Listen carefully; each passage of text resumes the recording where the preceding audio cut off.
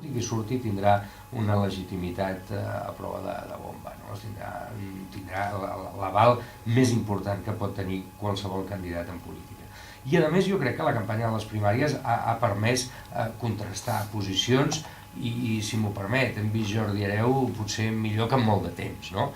I Montserrat Tura ha demostrat també la seva capacitat de lideratge. Per tant, jo crec que les primàries han estat un revulsiu, han fixat el debat sobre Barcelona, han fixat l'atenció sobre dos possibles candidats molt potents i jo crec que sigui qui guanyi sortirà amb molts millors condicions per guanyar les eleccions que les que teníem fa un mes.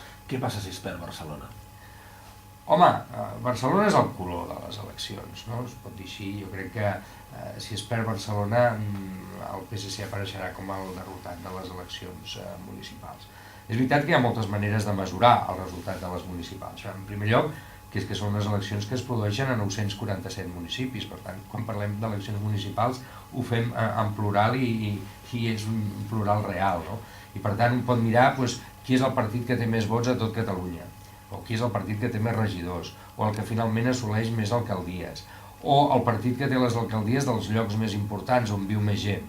Hi ha diverses maneres de veure qui ha guanyat les eleccions municipals, però en definitiva el que passi a Barcelona marca el color de l'anàlisi electoral i per tant una eventual victòria o una eventual derrota del PSC a les eleccions municipals seria el que marcaria la nit electoral segur. Es podia passar de l'acumulació de poder i de gestió de poder més important de la història del Partit dels Socialistes de Catalunya a una situació impensable fa només mig any?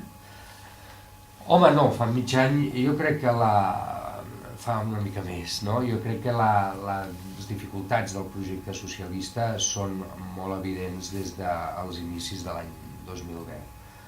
Té a veure molt, amb tota seguretat, amb la crisi econòmica, les dificultats de fer-hi front, determinades, diríem, canvis d'opinió i de gestió del govern central en aquest cas sobre la crisi econòmica que han desanimat, desmobilitzat o fins i tot empipat a sectors de l'electorat progressista. Jo crec que aquesta és la causa, diríem, fonamental d'aquest moment baix dels socialistes. I després hi ha causes concretes a les eleccions al Parlament, també hi havia causes concretes que tenien a veure amb la valoració ciutadana sobre l'experiència de l'anterior govern i en el cas de les eleccions municipals, doncs a cada lloc poden haver-hi també aquells elements d'incidència local.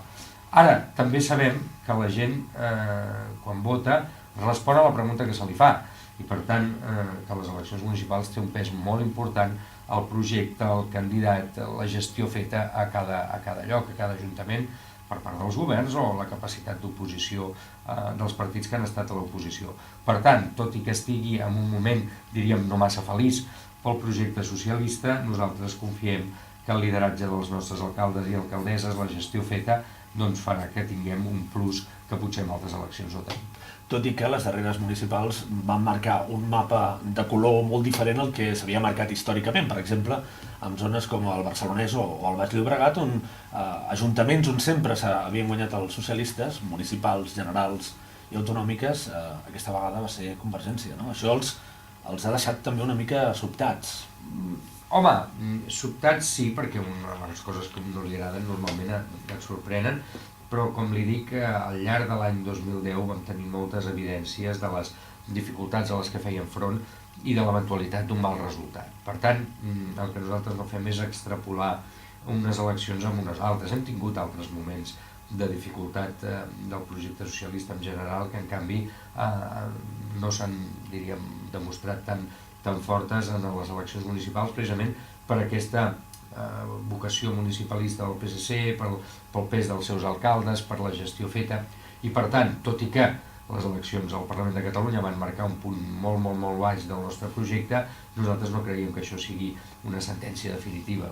Volem dir que creiem molt que els ciutadans el 22 de maig respondran la pregunta que se'ls fa i per tant allà on hi hagin alcaldes que ho han fet bé, doncs aquests alcaldes seguiran governant.